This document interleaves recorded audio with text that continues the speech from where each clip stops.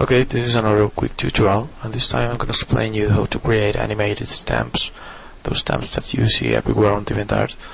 The first thing we have to do is work from another stamp. I've downloaded this one, and now I converted it to RGB mode. This will let me work with layers. The next step is to create a group. I'm going to call this group Beaches Backgrounds. Using the marquee tool, I'm creating a selection and I'm going to create the background for my stamp. Let me pick a color. That blue color fits. Now, this is the process to animate the stamp. You have to duplicate the layer several times, and we're going to animate some sort of a fade effect. With Ctrl U, you can adjust the hue and saturation of it. Now I have a black, a blue, and a light blue layer, and if you activate these layers in order, you will have a nice animation effect later. Now I'm going to create a white radial gradient, white to transparent, on a new layer, and that layer in color touch mode. Another linear gradient in the base of it, and you have a nice effect. I think that's all I need to do for the background. Now I'm gonna create another group. I'm gonna use a stock icon I got. You can use any image you found, I don't know, like in Google, so be careful in this part. This is a stock icon, so there isn't a problem when using it. Okay, drag the PNG of the PNG icon, and I'm going to animate this one exactly as the same as the background. To do this, all you have to do is duplicate the icon several times. You can press Ctrl J. Now, starting from the base, I'm gonna apply a radial blur, a spin radial blur. Okay, something like this. If you press Ctrl F, you can repeat the last filter you applied, like this. So you have like 6 times applied the spinning blur effect, and all you have to do is apply the same effect to the next layers, but this time don't repeat it too much. That way you will have some sort of animation. Okay. Now I'm gonna add a new layer in color touch mode, and using a diamond gradient, I'm gonna try to do a shine. Well, this color mode doesn't work. Let me try the screen one. Screen. Okay, this will work. Using the transform tool,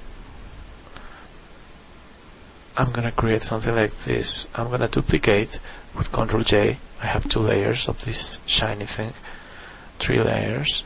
Be sure to make them different, something like that. Now you have 3. If you activate and deactivate them in order, you will have a cool effect. You will see all these things later. Just as a reference, let me save this and name the layer as normal. The layer normal will have the natural state of the icon, because I need to show the icon without all the fireworks things I just played. Okay, now the text part. The same thing as before. Create a group, and I'm gonna type something here. I love my music.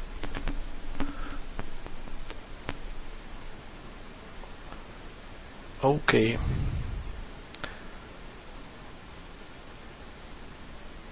Once you have the text here, we are going to do the same thing that we did before. Just let me fix this thing. Perfect. Okay, duplicate this layer several times, and I'm going to press Ctrl F to apply the same filler I applied the last time, which is the radial spin blur. Save this layer as a normal state of the text, because you need to show the text without effects. And I'm gonna use the next layers over the normal one and I'm changing the opacity or the fill of it. It's the same in this case, and you can fade the text. Okay, we have everything, and now it's time to start to animate this thing. As you can see, I have a bunch of layers here. Let me damn it. Okay. You have a bunch of layers here. Now I'm gonna click on the menu window and animation, and you will have this new palette on Photoshop. If you don't have Photoshop CS3, you could try to use Image Ready, which is a separate application that you have on previous versions. On this window, you can set the delay for each frame. If you click the black arrow, you can duplicate the current frame, you can delete the frame, and some other options you see here, but we don't need them. Let me show the log. We don't need that either. Okay, let me fix this thing, and we're done. We're going to start to animate this thing. Now, when you animate something, the key is to activate and deactivate layers in certain order. I'm going to start with a black layer. I just duplicated the layer, and I showed the next layer, the dark blue one. Let me turn off the light. Okay, the next one would be the dark blue one, but with light. I'm going to duplicate this layer. I'm going to activate the next one. Okay. Now you can set the duration of these frames. I start with a black and finish with a blue. Be careful with this, you could cause an epilepsy attack, especially in Japan. That's really complicated. Okay, so let's set the duration 2 seconds for the main black frame, the first one, and 0.1 seconds for the next ones. Try to don't use the 0 value when you animate something, because it plays really fast and it's really hard to see it. Okay, now with the icon we're going to do the same. I have the icon with several different effects. So, oh wait, okay, I'm done. You just duplicate each frame, and every time you duplicate a frame, you have to activate the next layer and deactivate the previous one. Check it out. Now I'm going to activate the shine on the next one. I banish this one. Set the duration of the natural state a bit longer than the other ones, so you can see the node for a bit more time. Okay, I'm animating this shiny thing. Try to make it random. Don't follow the numbers 1, 2, 3. Try combinations like 3, 1, 2 or 2, 3, 1. It's your choice, to be honest, but it always looks better if you don't follow the number scale. Okay, the shine is done. I'm gonna make it disappear. Exactly the reverse process as before, from the natural state to the most blurry shape of the icon. Okay, now in the text area, I'm going to start to show the text exactly as before, activating the next layer and deactivating the previous one. You could show 2 layers at once, so it looks a bit better. Something like that. Okay, this is the natural state of the text, which should last a bit longer. For example, 2 seconds. That way it will be readable enough.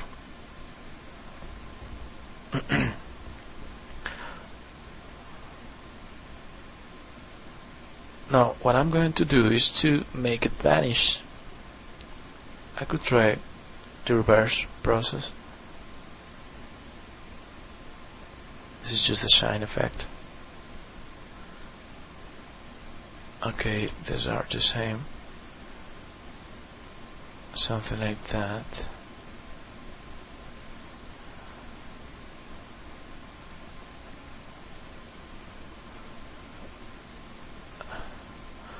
Okay, as you can see, I'm just being random in this part.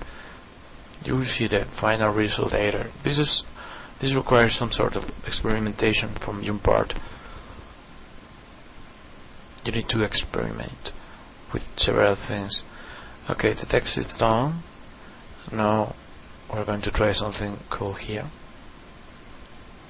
I'm going to do some sort of random thing at the end, so it could look like everything implodes or explodes and then goes down.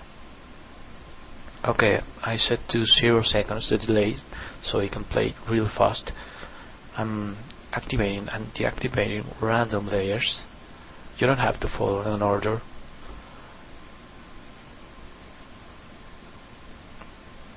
You know what is said, don't follow the rules. Just don't follow the order. Just be random. Okay, I'm gonna deactivate this layer. I'm gonna activate this dark blue without the light and the black one. Now we have black at the beginning and black at the end. You could get rid of the last one, you can delete it, because after the dark one you will see the black one of the first time, and you can make a loop of the whole animation. It's gonna check it.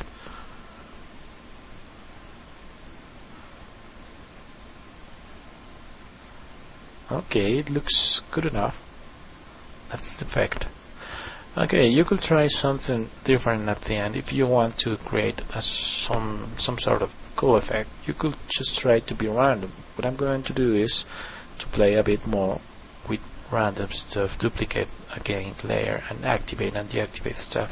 Since these frames last 0 seconds, every one of this, so they will look pretty good because the animation will be played really fast.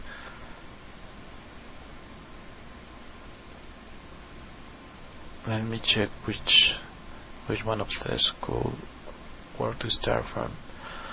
Okay, I'm gonna try another thing. I'm gonna play a bit with the background now. I'm gonna animate the background like a black layer, the dark blue layer, the blue layer. I'm gonna reverse the process like a gradient. As you can see, black, dark blue, intense blue, again dark blue, now the black layer.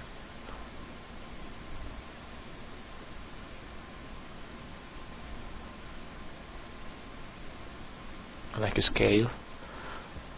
Okay. Oh damn, my brain fell this time, so I didn't approach it. It should have ended with a black one. Well, it doesn't matter, it will be really fast, so you won't see. Okay, it looks good. I think this is it. This is the final animation of the Deviant stamp. Now if you want to save it for web, you have to go to File and Save for Web and Devices. On this window, be sure to select the GAF format. You will see the preview here with the quality loss you will get, because this format doesn't allow as much colors as other formats like JPG and stuff. You could, this is important, remember the transparency, it has to be activated, otherwise you will have a white color at the background. So you can check the file size here, you have to take care of it, and once you're done, just hit save it somewhere and put a name on it.